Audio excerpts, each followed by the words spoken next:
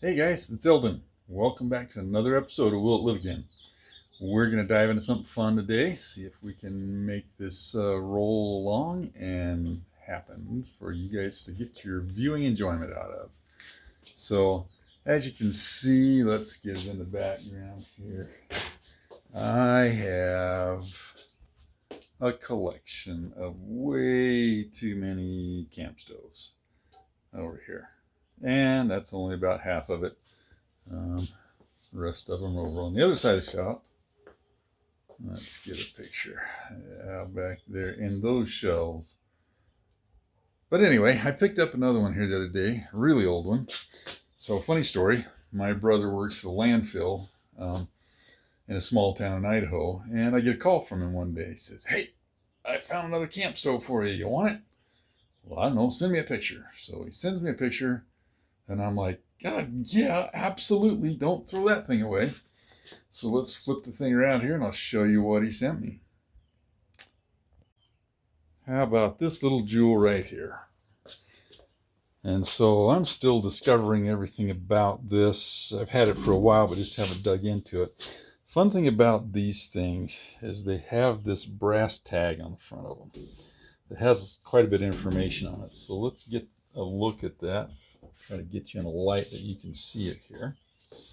So this stove is called a Tourist, and it's Tourist Camp Stove manufactured by the Lea Foundry Company. Let's see, does it say it here? Yeah, right there. Can we get it? There you go, in Albert Lea, Minnesota. And that company was probably the predecessor or an early version of a company called AGM, American Gas Machine Company.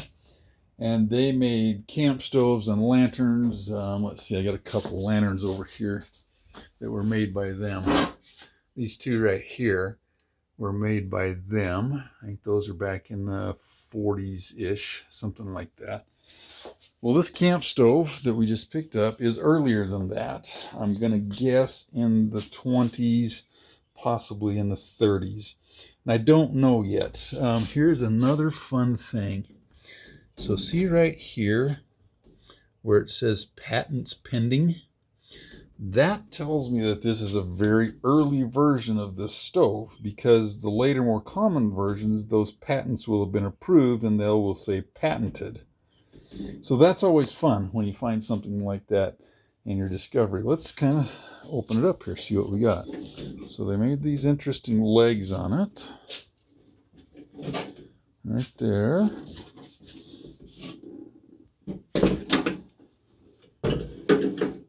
Yeah, don't collapse. All right, so we got that.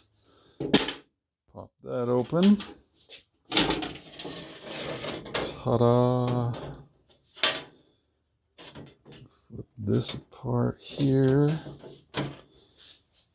So that'll kind of sit like that. Now it needs something to run it for a fuel source. I think we're going to have to fold these back up. Lay that down. Oh, it works. Good. Then underneath here, there we go. We have a tank. Get that there.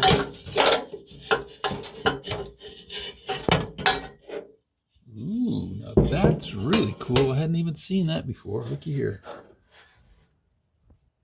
Sometimes they would come with a wrench like this, which was for working on them. I think everything else is attached except for this. So this is a pump that was used to pressurize this fuel tank. And I have not really examined this closely. I thought that this piece here was something somebody had added on, but apparently it screws into there like that. Huh. Now, somebody did a really poor repair on it, and that solder joint needs to be fixed, so we'll try to take care of that. But that tank, let's see, I think this one goes in the side here. Let's see what we can do. Get the pump undone from it.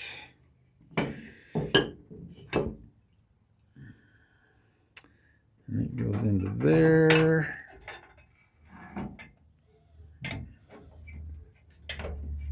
Yeah, kind of a complicated process. We've got to get that to go inside. Maybe it will work better this way.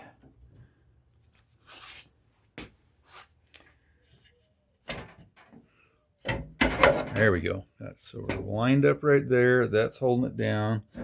And then that catches the handle on the pump there. That's interesting. I've actually never had one of these before, or even been up close and personal with one. So that's how it would work. In order to use it, you're gonna, let's see, yep. Oh, you're gonna open this, and that's what the wrench is for. So you open that, and that is your gas filler cap. So that will come out of there. You'll fill the tank up with fuel, and then tighten that back in there with the wrench. Then put your pump in here and pump up pressure so that that's got pressurized fuel inside of it. And then you'll come over here, open the valve. That will shoot fuel over here. And that'll fuel will go into that manifold. And one of the tricks to making this work is that manifold needs to be heated up so that that fuel, when it goes in there, vaporizes instead of going in as liquid. And then it'll come out here and you can light it, and bingo, you're on your way. So anyway, this thing looks to be fairly complete. This is the control knob for this burner, which should be able to stick out this hole right here. But the bottom has been pushed down quite a bit. I don't know if you can see that. And so that's what's keeping it from aligning with this hole. So we'll get that all taken care of. This actually is not going to be a super complicated restoration. We've got rust issues, obviously, but it's just surface rust.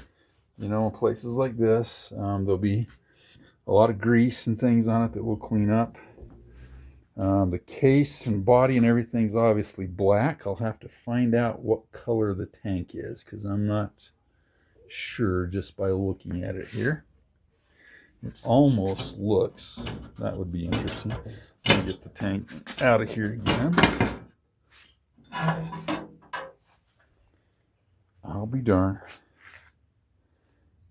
I think that thing was probably nickel plated. Wow. Now that could be a little more challenging to get that to work. So there you go. That's going to be our project today. We'll dive into this and see how far we can get. I hope you have fun following along.